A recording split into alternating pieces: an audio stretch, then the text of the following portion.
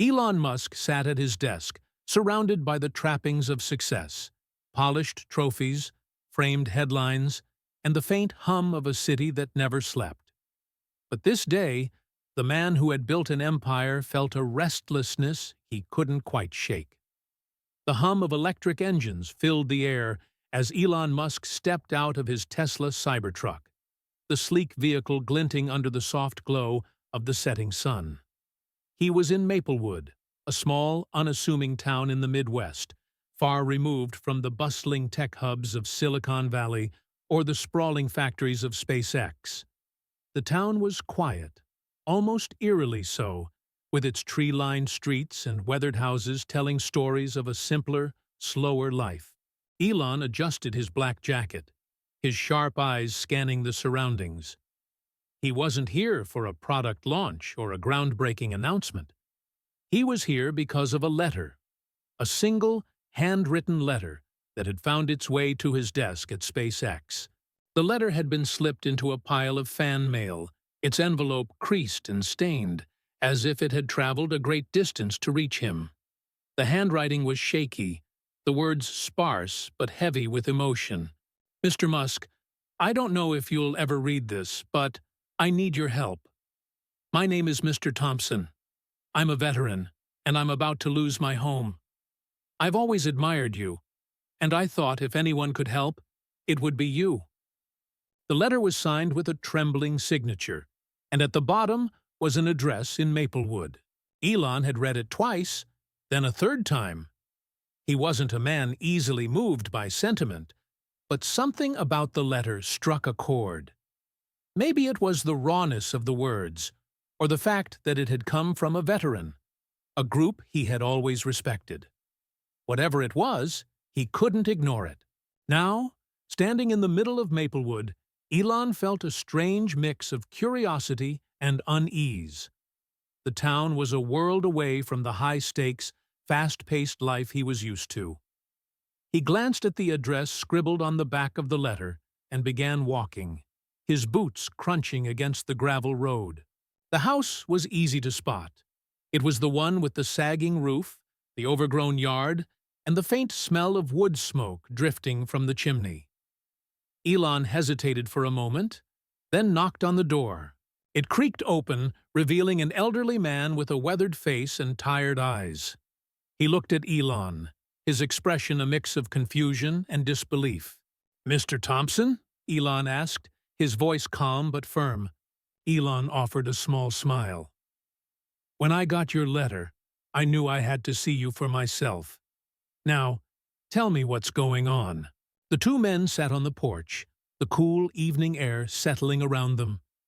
Mr. Thompson began to speak, his voice low and halting at first, but growing stronger as he shared his story. He spoke of his service in Vietnam, the friends he'd lost, and the scars, both physical and emotional, that he carried to this day. He spoke of the medical bills that had drained his savings, the taxes he couldn't pay, and the eviction notice that had left him with nowhere to go.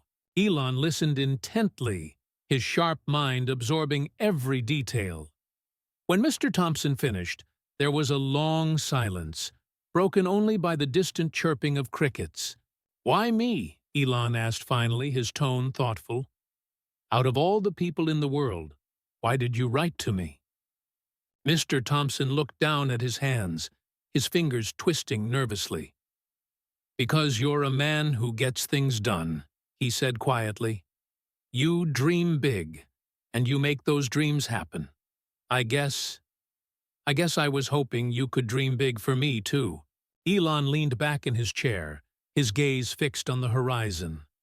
For a man who had built rockets and electric cars, who had envisioned colonies on Mars and neural links to the human brain, this was a different kind of challenge. It wasn't about technology or innovation. It was about humanity. The next morning, Elon woke early, his mind racing with ideas. He spent the day in Maplewood, talking to the townsfolk, visiting the local businesses, and learning about the struggles they faced. He met single mothers working 2 jobs to make ends meet, farmers battling unpredictable weather, and young people desperate for opportunities that never seem to come. That evening, he sat down with Mr. Thompson again, this time with a notebook filled with scribbled plans and calculations. "I've been thinking," Elon began, his voice steady but intense. "What if we didn't just save your house? What if we saved this town?" Mr. Thompson frowned, his brow furrowing. "What do you mean?" Elon leaned forward, his eyes gleaming with the kind of passion that had fueled his greatest ventures. "Maplewood has potential. It has people who care, who work hard, who want to build something better. What if we gave them the tools to do that? What if we turned this town into a model for the future?" Mr. Thompson stared at him, his expression a mix of hope and skepticism. "And how would we do that?" Elon smiled, a hint of his trademark confidence shining through. "By investing in them. By giving them the resources they need to thrive. By showing the world that even the smallest towns can achieve greatness." The days that followed were a whirlwind of activity. Elon announced his plans to the town, his words met with a mix of excitement and disbelief. He pledged to build a state-of-the-art community center, complete with job training programs, healthcare services, and renewable energy initiatives. He promised to pay off Mr. Thompson's debts and renovate his home, turning it into a symbol of hope for the entire town. But not everyone was convinced. At a town hall meeting, a young farmer stood up, his voice trembling with anger. "Why should we trust you?" he demanded. "You're just another rich guy who's going to swoop in, make a bunch of promises, and then leave when things get tough." Elon met his gaze, his expression unflinching. "You're right to be skeptical," he said. "I don't blame you. But I'm not here to make promises I can't keep. I'm here to show you what's possible. And I'm not going anywhere until we see this through." The room fell silent, the weight of his words hanging in the air. As the weeks turned into months, Maplewood began to change. The community center rose from the ground, its sleek design a stark contrast to the town's rustic charm. Solar panels lined the rooftops, and electric vehicles became a common sight on the streets. But more importantly, the people began to change. They worked together, sharing ideas and resources, their sense of hope growing with each passing day. One evening, Elon stood with Mr. Thompson on the porch of his newly renovated home, the two men watching as the sun dipped below the horizon. "You've done so much for us," Mr. Thompson said, his voice thick with emotion. "But why? Why did you really come here?" Elon was silent for a long time, his gaze fixed on the distant hills. "Because I needed to," he said finally. "Because for all the things I've built, all the things I've achieved, I realized I'd lost sight of what really matters. You reminded me of that." Mr. Thompson nodded, his eyes glistening with unshed tears. "And what's next?"